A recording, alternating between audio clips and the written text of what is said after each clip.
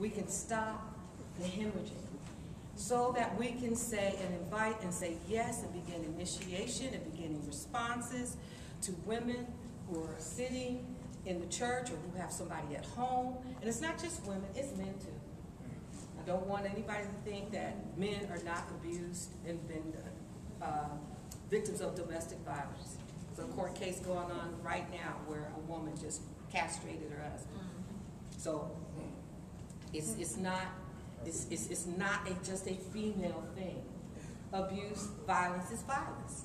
Domestic violence, domestic violence. And so one of the things that I have been doing since I came up out of the coma, and I call it a coma because I went in Google and I looked up coma, and it said, you're still in a conscious state of existence. Because I couldn't describe. And one of the first things you want to know when you come out of a coma is, where am I?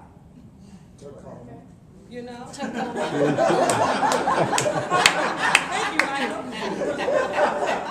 Thank you for the revelation. Well, I began to look, you know, and I was out there. I was like, wow, this is where I am. And I mean, I even remember looking at the book, and I said, I wrote a book? I know, you know, that is my name, but I really did not remember writing a book. And I had done all this stuff. So when you hear people talking about how the things that we do in terms of how we just keep going and going and going, I was a workaholic, I showed up like this, I did this, I was on this board, I was on that board, I've written a book, I just did all of these things over a course of 10 years. And then I suddenly woke up.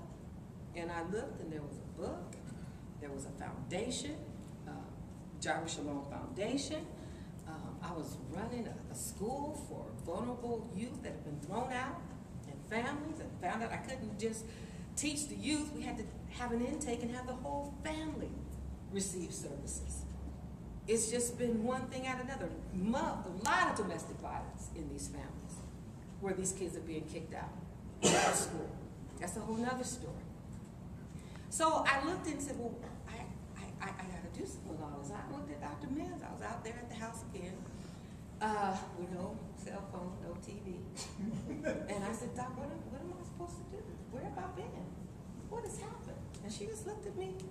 You've been in a coma? I said, it feels like I've been in a coma. If you look at what it says about a coma and the state of being that you're in, that is how I felt. And I just woke up.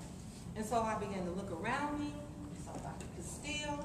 And we were like, you know, we need to do this conference. I'm like, yes, we do. We need to have an agenda and bring people together. And then I met his lovely wife, and then she shared with me about hope and her own experience, and it poked me too. It just poked me too, you know, her story, because this is what we experience, you know.